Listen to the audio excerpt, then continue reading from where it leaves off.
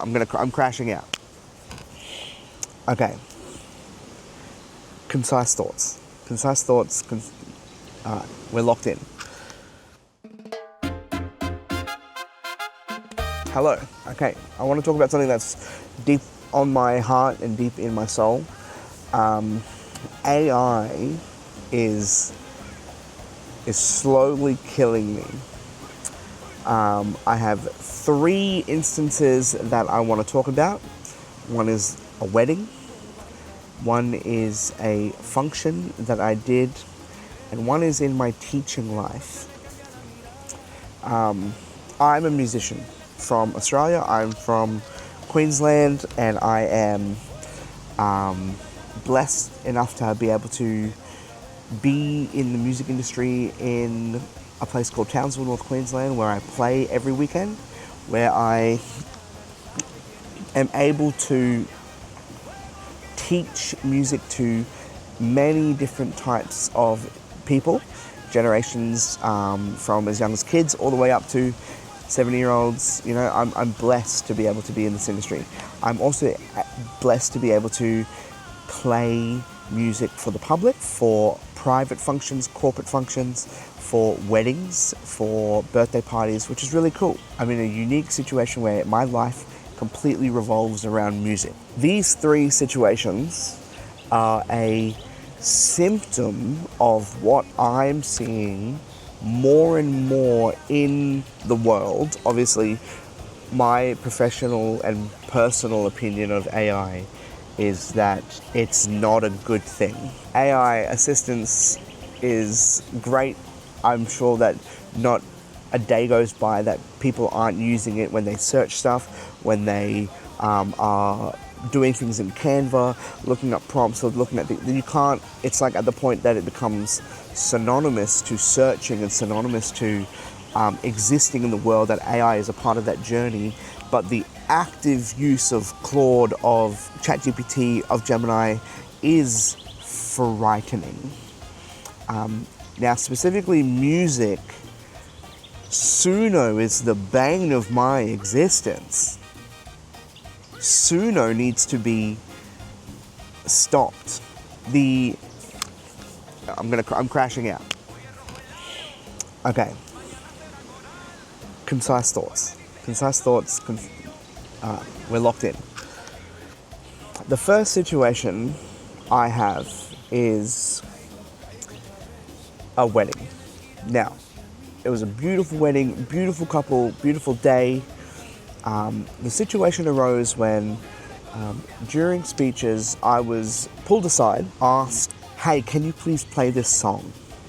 Right, and this is verbatim what is said and what is said to me as a performer. They say, "I've made a song," and I go, "Damn." No, I go, "That's really sick. Tell me more about it." And they said, "Well, you know, I had an idea and then I put it into Suno." Brother Bear, let me just tell you something really quickly. You didn't make a song. AI generated a song and you prompted it, and at no point have you understood what that process of the emotional turmoil that comes into music looks like. You have these feelings, and I'm never discrediting your feelings. I'm never saying, you know, that your feelings are not valid, but we have to understand, we have to be aware that there is a difference between somebody who has a concept in their brain and go, "Oh, this breaks my heart," or "This really fills me with joy and love, and I want to capture that in this song," that every word that you write down, whether it's a poem or a sentence or a story or a song, it is cherished and crafted from your brain.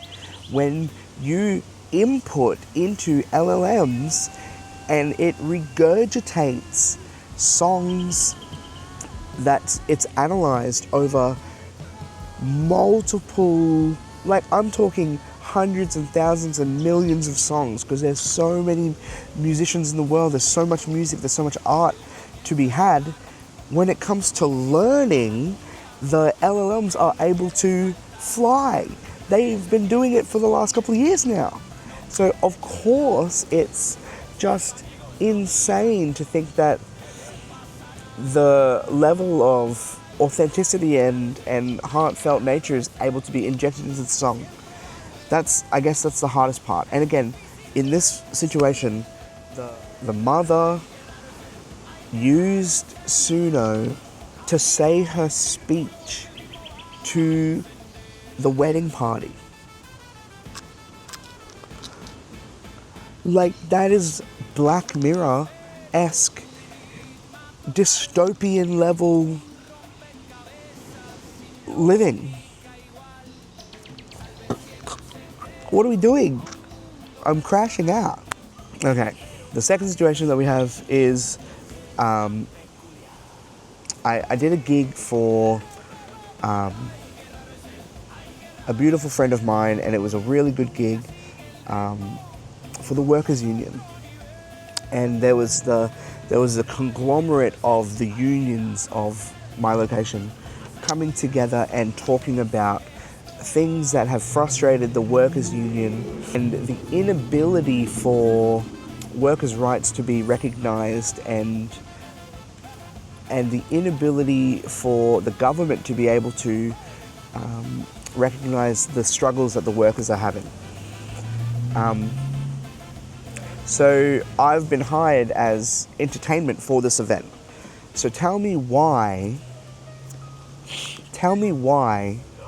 a gentleman in the union for workers has come to me and said, "Jim, I've made a song." And I go, I'm gonna kill... I've made a song. And I said, "Oh, that's so exciting." And he said, "It's about how we want to fight for workers' rights and fight for the union and fight for workers to be able to, X, Y, Z. And I want you to learn it, or I want you to see if you can play it now, like from listening to it. And maybe in the future, can I hire you to learn it and sing it?" Because obviously everyone knows that AI has a negative stigma.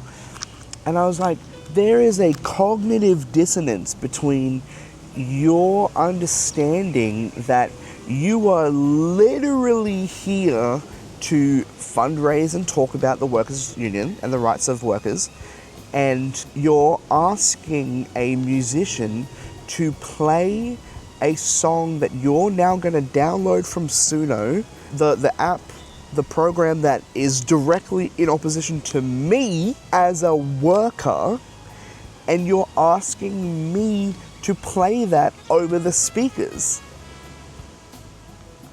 It's dystopian.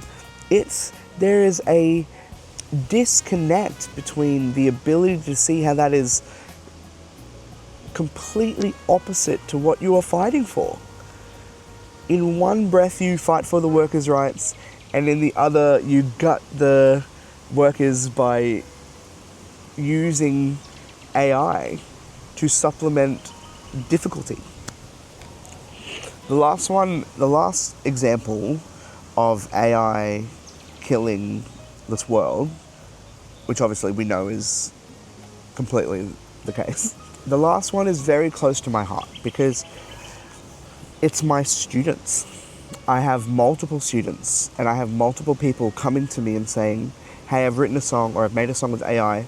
And in their hearts and in their minds, they genuinely love music as one. They love being creative and they love being able to make stories and sing songs. But the problem is that the difficulty of doing that skill is high. You have to be creative, you have to be vulnerable, you have to be free time-wise, you have to be able to create this pattern, these ideas, and put it onto paper and put it into music, which is difficult, which is very hard. And so I get it. AI removes the middleman of difficulty from this process. I get it. And for me, my goal always is to uplift and support my students. So when they come to me and they bring these situations of like, hey, I wanna learn this song that I've written, I wanna learn this song, that's still in my eyes the ability to teach and upskill this human by saying, okay, what are the chords that they're using? Okay, what are the words that they're doing? How can then you recreate that for yourself? How can then you do this process that you've inputted into Suno to be able to create this for yourself? Because there is going to be a day where a lot of the music that we're hearing, and I mean, you're seeing it now, where even in Australia, some of the top songs is AI generated, Kylie Minogue, you know, on the charts.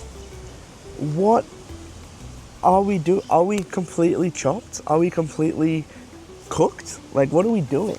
And so I feel disheartened because I desire inclusivity and I desire participation where everyone can be able to express themselves in music. I detest AI from that being the tool, especially generative AI, to being the tool that allows us to do that. I think I'm still grappling with what that looks like as a vendor. I'm leaning towards a no AI clause, so stipulating that there will be no AI songs displayed or presented on the event. I think that is something that I'm very much leaning towards. I think fighting this battle is all creatives can relate to. I know that I'm not alone in this, but let me know what you guys think about it. I appreciate the support. Thank you for letting me live the life that I live. Jimmy James. I'll see you guys on the flip side. Thank you.